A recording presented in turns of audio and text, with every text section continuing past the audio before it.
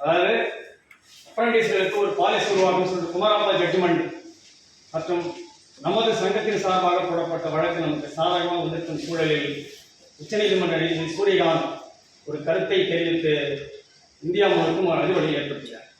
என்ன சொல்றார்? தொழிற்சங்கங்கள் நாட்டின் வளர்ச்சிக்கு இடையூறு, முன்னேற்றத்துக்கு தடை விதிக்கின்றன என்று கூறுகிறார். இந்திய அரசியலமைப்பு சட்டம் ஆர்டிகல் 19(1)C தொழிற்சங்கம் வைக்கும் உரிமையை நமக்கு வழங்குகின்றது. ஆனால் நாட்டின் உச்சநீதிமன்ற நீதிபதி சூரியகாந்த் தொழிற்சங்கங்கள் நாட்டின் வளர்ச்சிக்கு எதிரானது என்று கூறுகிறார். ஆனால் வஉசி சென்னை பொது தொழிலாளர் சங்கம் இந்த நாட்டின் வளர்ச்சிக்கு தான் பங்காற்றிக் கொண்டிருக்கின்றது. தொழிற்சங்கங்கள் சமூக வளர்ச்சிக்கு பங்காற்றுகின்றன. இதுதான் காலமாக 2000 பல்லாயிரம் ஆண்டுகள் நாம் பார்த்தோம்னால் தொழிலாளர்கள் தொழிற்சங்கங்கள் சமூக வளர்ச்சிக்கு சமூக முன்னேற்றத்திற்கு பங்காற்றிக் கொண்டிருக்கின்றன என்பதுதான் நிதர்சன உண்மை. அதற்கு மாறாக உச்சநீதிமன்ற நீதிபதி சூரியகாந்த் தொழிற்சங்கங்கள் நாட்டின் வளர்ச்சிக்கு இடையூறு என்று கூறுகின்றனர்.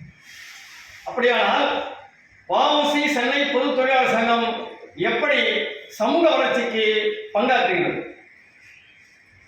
சக்திவேல் இது சென்னை போர்ட் வழக்கில் என்ன சொன்னாங்க? இது போல அப்ரண்டிஸ்களுக்கு ஒரு பாலிசி உருவாக்குற ஒரு முக்கியமான லேண்ட்மார்க் ஜட்ஜ்மெண்ட். அந்த ஜட்ஜ்மெண்ட் இந்தியா முழுக்க அப்ரண்டிஸ்களுக்கு பொருந்தும். அப்ப சமூக மாற்றத்திற்கு அவங்க பங்காற்றுகின்றாங்க.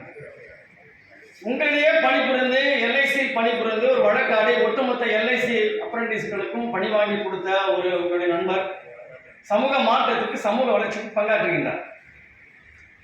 இன்றைக்கு நாம் இன்று கூடி பேசுகிற இன்றைக்கு நூற்றாண்டு காலம் இந்திய ட்ரேட் யூனியன் ஆக்ட் 1926 100வது ஆண்டை நாம் கொண்டாடி கொண்டிருக்கிறோம். இதுக்கு அடிப்படை காரணம் என்ன? புகழ்பெற்ற